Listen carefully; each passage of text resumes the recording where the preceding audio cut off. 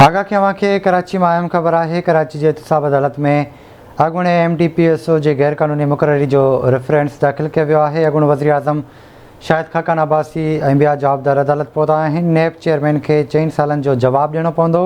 शाहिद खाकान अब्बासी जो चवणु आहे त मौजूदा हुकूमत कारोबार ऐं मईशत तबाह करे छॾी आहे।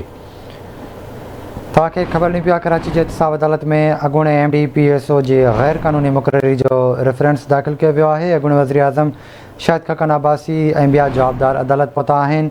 शाहिद खाकान अब्बासी जो चवणु आहे त नैब चेयरमैन खे 4 सालनि जो जवाब ॾियणो पवंदो।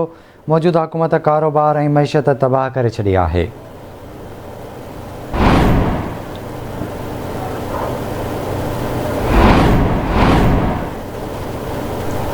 हिन जा तफ़सील वठंदासीं कराची मां महताब शर खां। महताब, आगाह कजो।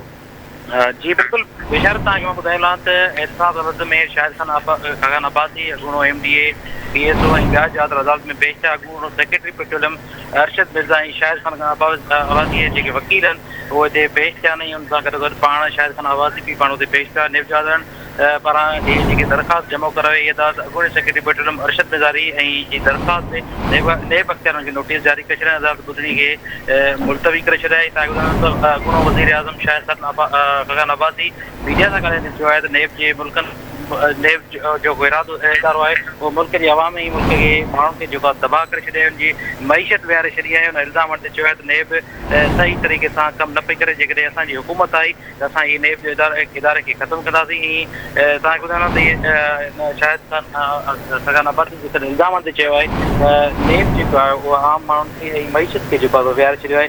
ऐं हीअ जेके आम माण्हू खे तंग कनि पिया ऐं जीअं असांजी हुकूमत ईंदी त हिन खे नेब जे इदारे खे ख़तमु कंदासीं।